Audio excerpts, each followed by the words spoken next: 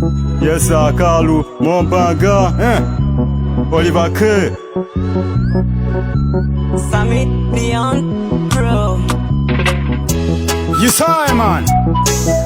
Original TIV, you know. This is Voga Party. The Excellencia, God Almighty, we are all eyes.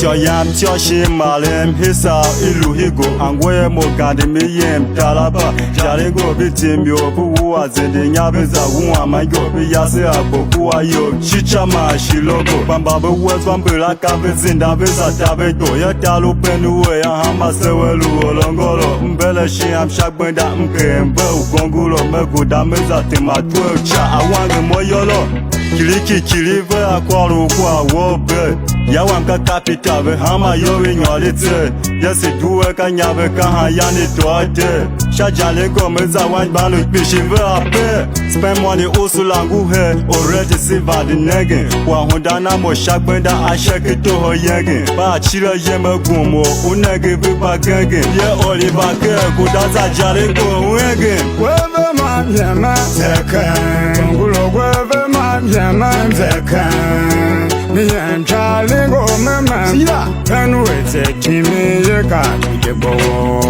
Miyem chale go mema Mami yem chale go mema Penu ete kimi ye ka kujebo Miyem chale go mema You saw it, man.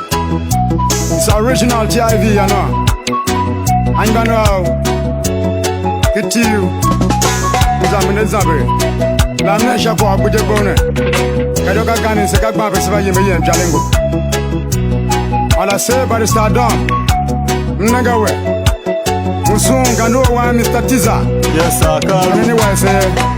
Wanego kule ngam kame hingizi infinity Oliver K washima Kavana security Mposunguga pine kahama community Agwabe yandela ke benuwe pakwane vihiti Yesi humba kwa lane shini aka eka hyom Yo mana logo mbaga kahamba ewe fajom Bagbute baki benuwe jeshibi yange tom Alumeza shajalingo ga yange abatoy tom Da benuwe ruva hinge yo che hingi lenis Wamba yo gelimlia Mamoya dali kanyisiya Kalunu memza wabetikile la majili Wangwa mukula sega aya tutu yem Jodo mbayo kasu yem Wazu shao geri posu Babi kuma vyaga pa eo Veje shibi vosu Nemba lune kasu malene Chuku ene kosu Benwe is on fire Da wasi hijangu shausu Weve man yema zeke Ngulo weve man yema zeke Miyem chale go mema Sida